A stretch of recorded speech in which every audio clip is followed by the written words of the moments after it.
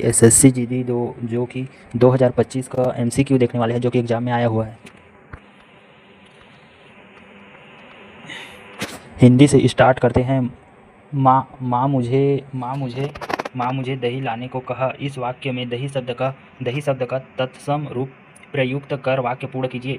तो पहला ऑप्शन दिया है माँ ने मुझे दूध लाने को कहा। दूसरा ऑप्शन दिया है माँ ने मुझे पेय लाने को कहा और माँ ने मुझे क्षीर लाने को कहा। लेकिन इसका राइट आंसर हो जाएगा चौथा, माँ ने मुझे दधी लाने को कहा। ठीक है, दूसरा देखते हैं। भारत ने इस वर्ष यूरोप को खाली स्थान किया रिक्त स्थान पूर्ति के लिए उचित सार्थक शब्द बताइए। ठीक है, तो भारत ने इस वर्ष यूरोप को गेहूँ निर्यात किया। ठीक है गाइस, इसका राइट आंसर फर्स्ट हो जाएगा, निर्यात किया। तीसरा देखते हैं। आज कारखाने का श्री गणेश होगा। रेखांकित शब्द के विलोम शब्द का चयन कीजिए। तो श्री गणेश का विलोम शब्द इतिश्री होगा, इतिश्री। नेक्स्ट देखते हैं। निम्नलिखित वाक्य के लिए सार्थक शब्द चुनिए। जिसे आर पार देखा जा सकता हो उसके लिए सार्थक शब्द पारदर्शी होगा।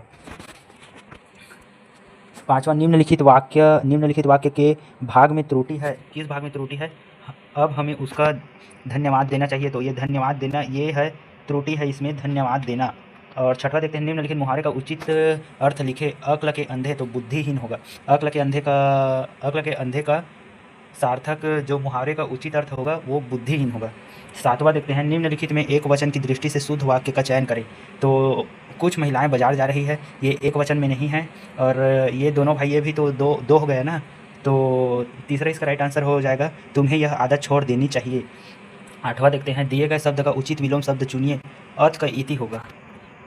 नौवां देखते हैं। निम्नलिखित वाक्यांश हेतु सार्थक शब्द बताइए। बिना वेतन के कार्य करने वाला अवेतनीय होगा।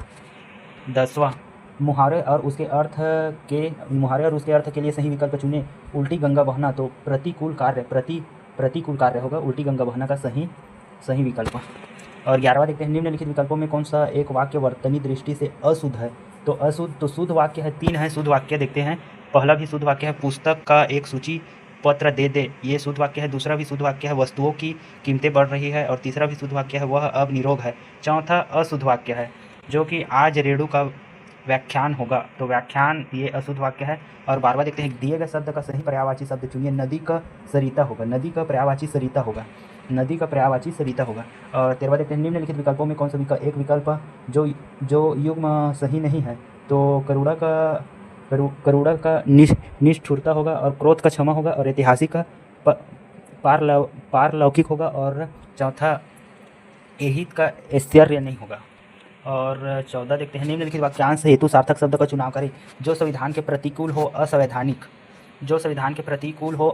होगा।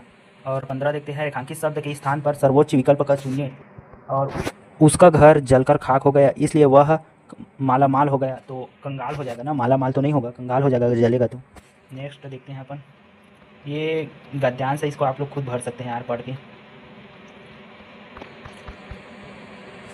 ठीक है गाइस, जो भाई हमारे चैनल में नए हैं वो हमारे चैनल को सब्सक्राइब करके वीडियो को एक लाइक और अपने दोस्तों में शेयर कर दे, जो कि एसएससी जीडी का तैयारी कर रहे हैं, उनको शेयर जरूर करें। Thank you for this watching.